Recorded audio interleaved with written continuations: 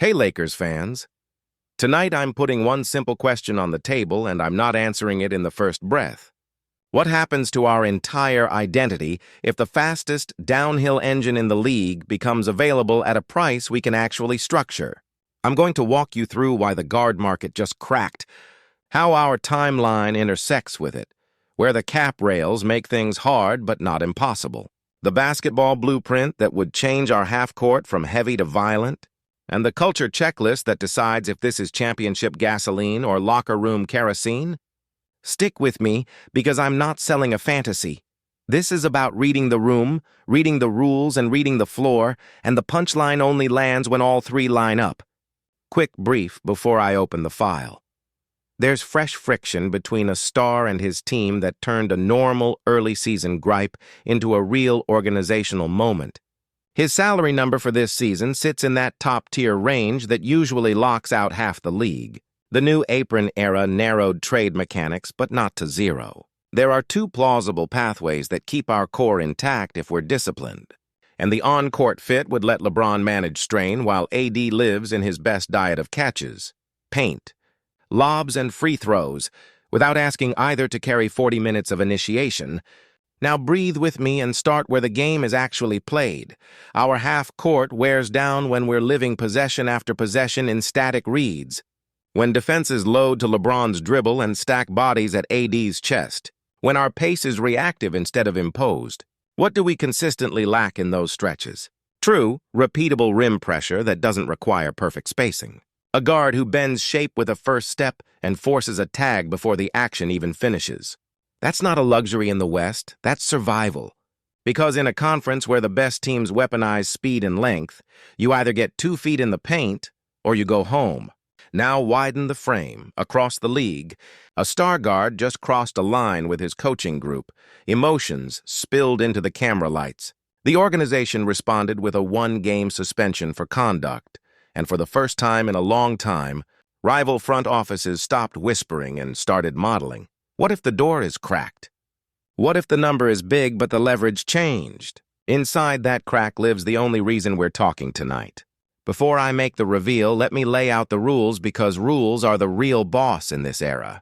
The new apron constraints punish casual stacking of mid-range deals to climb up to a max salary. They compress salary matching into tight windows, and they make just bundle the bench plans dead on arrival. That's why shortcuts don't work. But no rulebook ever closes every door. You can still build a structure with a real matching contract via a partner. You can still use draft capital strategically with protections. And you can still keep the top of your rotation intact if you're precise. That's the difference between noise and a plan. Now the basketball picture because that's what fans feel on their couch. Add a turbo guard who lives in the paint and your first 3 things change immediately. Pace up without turning the ball over. Rim attempts spike without having to live in 5 out every trip. And your shooters start dining in the corners off live ball advantages instead of slow, scripted kickouts. AD's world gets cleaner because the roller gravity finally outpaces the second defender's load. LeBron's responsibility shifts back toward high-leverage orchestration instead of grinding through primary creation for 40 minutes. And your late clock diet flips from step-back prayers to first-step violence that draws whistles. There's a reason defenses hate that version of us. When the tag is late, it's an automatic lob. When the tag is early, it's a spray 3. And once the weak side low man starts cheating, your 45 cut becomes a layup without a dribble. That isn't theory, that's geometry. As for rotations, the guard doesn't come here to be a solo act. He comes to tilt the floor, with Reeves sliding into a cleaner second side role. LeBron picking his spots as the scalpel, AD as the hammer, and a stretch forward anchoring the corner. You win minutes by making decisions easy, not by adding more complicated reads. Okay, now the reveal belongs here because the context is built. I'm talking about Morant, a 39.4 Mellors number this season, and a contract that runs through 2027-28. A player who just forced every cap guy in the league to pull up the spreadsheet because tension with the new head coach spilled into a suspension and turned quiet curiosity into open monitoring. That doesn't mean Memphis is selling. It means value is a conversation again. And when upside meets a window like ours, you at least put the file on the table. Let me translate the cap work into plain English. There are two adult paths and one fantasy path.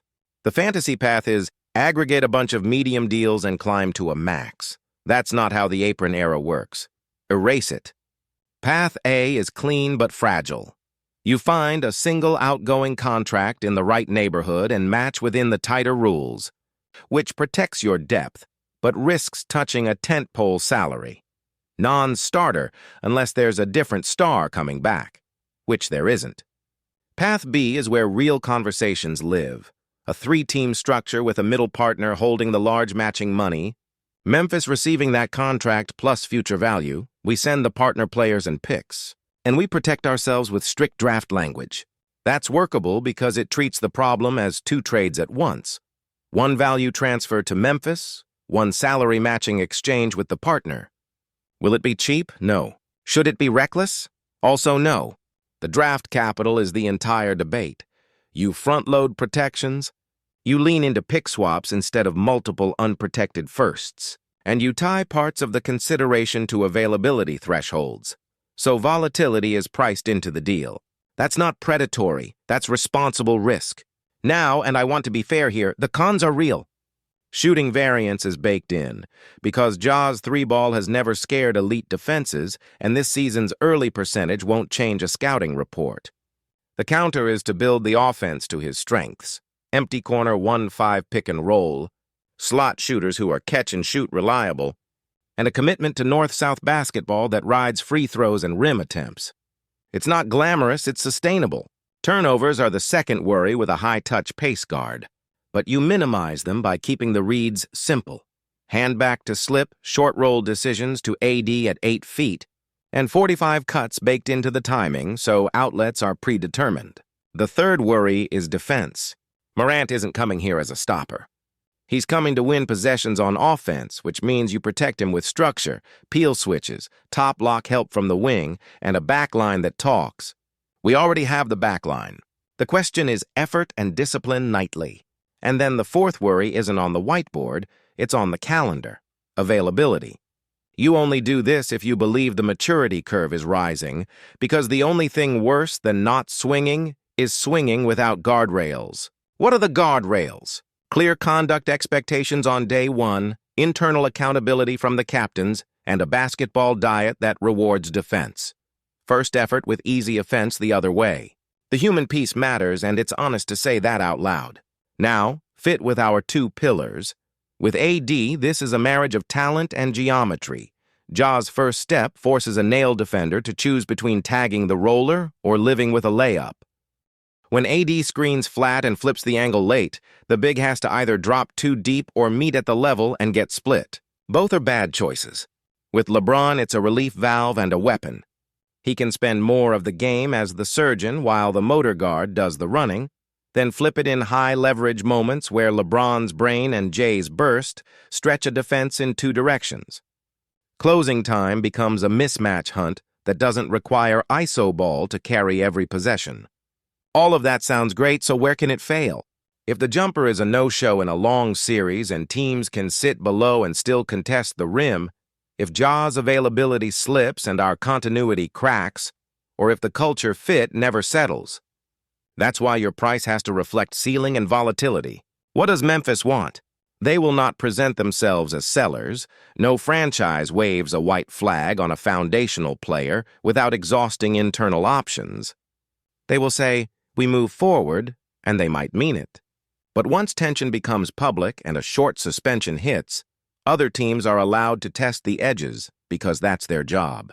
Our job is to define the line, the maximum we're willing to pay in picks and the minimum we need in conduct assurances. Put simply, if the player is available at an opportunistic price that includes real protections, we engage. If the ask is 2 premium firsts unprotected and a blue-chip young rotation piece, we pass and sleep fine. The Lakers don't need a headline, they need a solution. Think about timelines for a second. LeBron's window is finite, AD's prime is fully alive, and the West is an arms race where speed kills. Adding the fastest guard in the league who still commands deep paint attention lengthens the runway to June because it gives you a playoff-proof scoring base. Paint and free throws travel. There's a reason every great postseason offense keeps a paint-touch machine on the floor. And yes, Ja's jumper is the swing skill. But you don't chase him for the jumper. You chase him because he breaks the shell and collapses 6 feet of space in half a second. Zoom out to the franchise view. Apron life doesn't just affect today, it shapes tomorrow. Taking on a top-tier number means living with thinner lanes in buyout season and less elasticity in July. You only accept that if the present value is championship level. That's the standard, and it should be. What about the names around him if a deal ever happened? This isn't about replacing your identity. It's about clarifying it. Reeves becomes deadlier as a second-side pick-and-roll threat and catch-and-shoot guard. Your best stretch forward becomes more valuable because the gravity is real. And your bench units get a clean template. Push pace, punch the paint, live on effort. The locker room piece matters too. LeBron and AD have built a standard in this room. Availability, professionalism, defense attached to minutes. Anyone who comes in steps into that, not the other way around. That's why, in my view, the culture risk is both the biggest fear and the biggest reason it could work. Ja doesn't need to be the loudest voice here. He needs to be the sharpest blade, on time, on task, and on message. Put it all together, and here's the bottom line I can state cleanly without hedging. The basketball fit is real. The cap path is narrow but executable with a third team and disciplined protections. The cost needs to reflect volatility. And if the market truly softens because of recent events, the Lakers have a chance to buy upside without tearing out the spine of their roster. And yes, after everything I've said, let me finally plant the flag in the middle of the table because I know that's what you came for. If Ja Morant is genuinely on the board at a discount that honors the risk and keeps our core intact, I would engage. I'd set red line protections on picks. I'd refuse any ask that touches a tentpole salary. I'd build a behavioral scaffold into the structure. And I'd bet on an environment where LeBron's standard, AD's gravity, and a simplified system turn volatility into production. Before I close, I want your read because this community sees through the noise better than most shows on TV. What's your line on draft protections? Which young piece is off limits for you, and would you demand a sweetener tied to availability to de-risk the out years? Say it below and I'll be in the comments tonight. Concise take to leave you with, the window is open exactly a crack, enough to look through if you're bold, not enough to climb through if you're desperate. If that crack widens, you know where I stand. You're watching Lakers News Fan Report. If you want the fastest updates the minute this shifts from rumor to runway, subscribe, hit the notifications, and share this with the one friend who lives in purple and gold like you. I'll keep the cap work tight, the basketball clean, and the tone honest, because if this thing starts to move for real, we'll be ready before anyone else.